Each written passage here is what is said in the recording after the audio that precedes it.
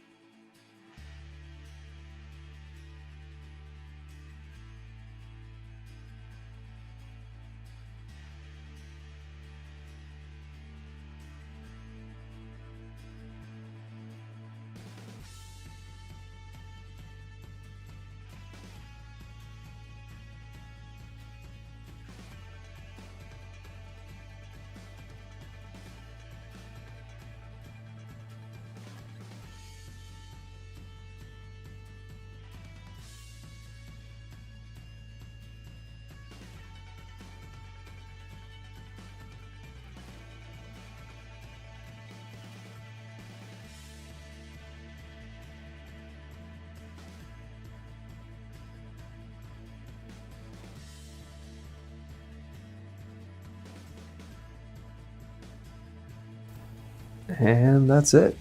Since it's just an example, I'll put them right back. Just want to make sure they're aligned and flush to the tablet.